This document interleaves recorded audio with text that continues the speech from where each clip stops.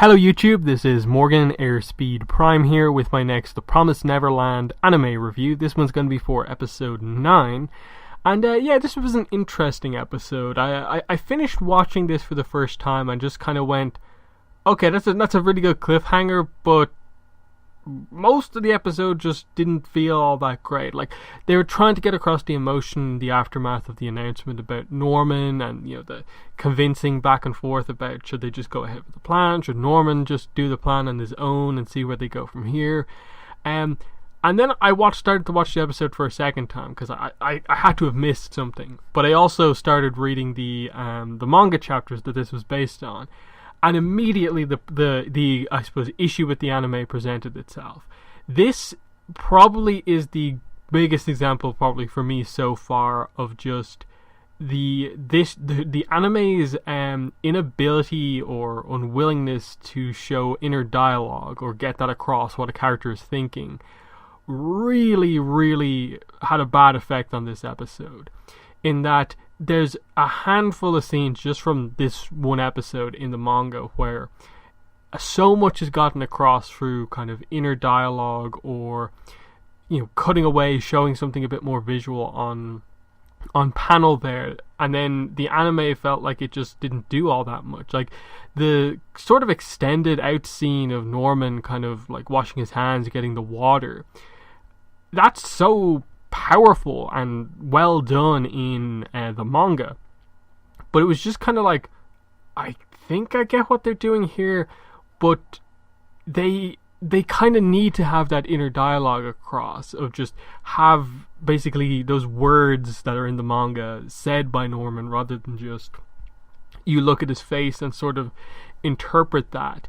And it's this weird thing of like, when you adapt like half of it but then like don't actually like adapt what you have done, it kind of creates that problem, in that if you're only going to do half of what the manga has done, then the anime, you should actually like alter that scene to make it kind of different if you have to get across what you need to. A similar moment here was when Rey was explaining how he found out about the secret, and that he's known it from the beginning, and he explains the whole infantile amnesia and the fact that he has memories from his like childhood as a baby, and so remembers basically being in headquarters and being brought here. That's a really interesting reveal, except in the anime it's literally just them in the room and just Rey thinking and talking, not a lot going on screen. Whereas in the manga, you actually have a couple of they're kind of vague shots. You don't get a ton of information from them, but still you get this idea of they visually show Rey as a little baby kind of in the womb, having these memories of this and that, and then when he's born, having these visuals of stuff before he, when anyone else wouldn't have been able to remember, but he does. And even if it is just like some shots of him seeing demons when he was younger and so on, that's really cool to do. And the fact that the anime didn't even attempt to do any of that, I thought was just kind of disappointing. So the standout from this episode, I think, in terms of the anime, just ends up being the kind of reveal right at the end. Norman is the one who actually has the stuff that Crone left behind, and he rushes out, and it seems like this is going to be the part of the whole plot of this episode, is basically that, okay, Norman's getting shipped out, so to stop that from happening, they're going to let him go through with the escape himself. He's going to deactivate just his own kind of chip in his ear, and that way he can kind of escape. He avoids being shipped out and being killed, and he can sort of wait for them to activate their part of the plan and somehow stay alive. That was the best opportunity, the best idea they could come up with in the circumstances. And it's a good plan, except obviously you can see throughout this episode that Norman's not completely behind it. He's almost willing initially to just accept the fact that he's dying and just help them out how he needs to. But then you have the scene in the bathroom where he does kind of freak out a bit.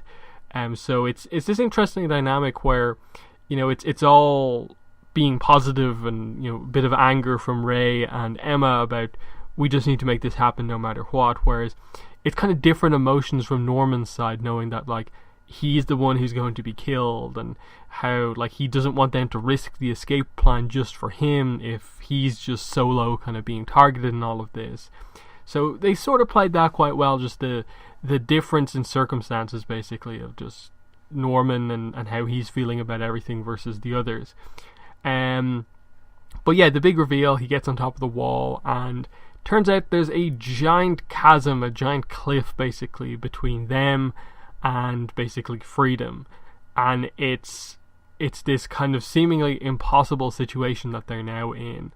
The walls just lead to this sheer drop. How are they actually going to get out? Because they explained earlier on in the episode that obviously if you go through the gate, that just leads you into headquarters, and that's not at all where they want to go either. So it's this huge cliffhanger because of course it means the escape plan as it is now just doesn't work because there's nowhere to go. So they can get over the wall, but to nowhere. Now, obviously, there's more left for Norman to explain about what exactly he saw and so on, but as we know right now, this is a huge issue with the plan now. Everything is going to have to change. And the big thing, of course, is that Norman's being shipped out tomorrow. Like, that was probably, I think, apart from the big cliffhanger reveal, the best scene in the episode was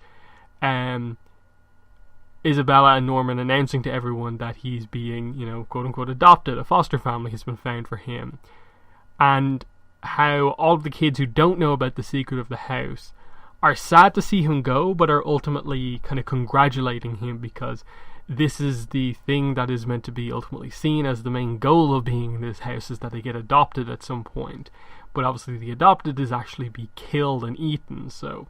it's a scene that has a great kind of duality to it, of just if this was like episode 1 and this was happening, like this is the Connie scene in a way all over again, but now the truth is fully out, and because Norman knows the truth, it's this horrific scene because he has to act like nothing is wrong, even though he knows he's basically announcing to everyone, I'm going to die tomorrow. And, Ray, Dawn, Gilda, they all just have to watch on as he basically says his goodbyes to everyone, knowing that he's not coming back, but he has to act like it's not a overly serious thing. So, that was actually really well done. Just the emotion of that scene, definitely. And, just in general, I suppose, this being a sort of Norman-centric episode, it was good to get, that all across. But again, imagine what this would have been like if it was a little bit of a better job was done at adapting it to the anime. Whether that be finding some way to get across Norman's inner thoughts a bit better, or visually showing more during the kind of Rey flashback thing. Perfect example of just, show, don't tell. Like, when you're explaining so much of something, a story, especially the past, by just telling it, you might as well just visually show something, just to help everything out.